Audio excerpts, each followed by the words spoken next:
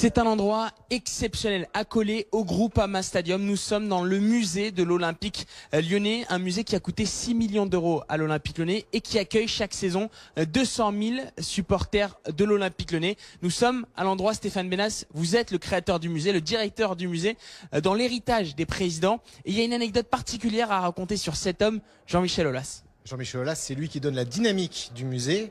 Et la première fois qu'on s'est vu, il était OK pour qu'on mette tous les joueurs sur un pied d'égalité, tous les entraîneurs sur un pied d'égalité.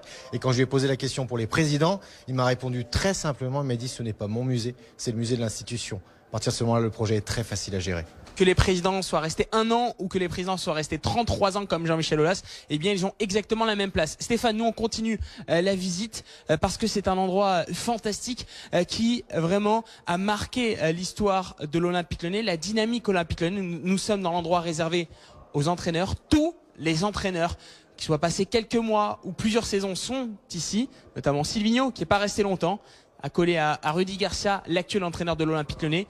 Un espace assez exceptionnel qui revient sur les plus grandes dates de l'Olympique lyonnais. Le bureau change à chaque date. La date du rachat, une autre date, celle du 15 février 1999, notamment avec l'évolution du club, et les éléments du bureau changent. Des éléments aussi liés à l'ancien stade de Gerland, avec le fameux panneau légendaire réservé avec l'horloge au stade de Gerland, une attraction incroyable faite avec les équipes de la série télévisée Camelot, une attraction qui dure 4 minutes 50 comme si on était dans le vestiaire de l'Olympique lyonnais.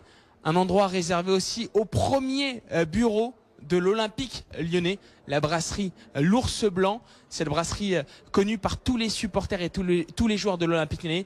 Vous le voyez, ce musée est exceptionnel. Il revient par exemple sur la trace des plus de 500 joueurs qui sont passés par l'Olympique lyonnais avec leur licence, mais aussi qui donne une très très grande place à toutes les joueuses de l'Olympique lyonnais avec les trophées.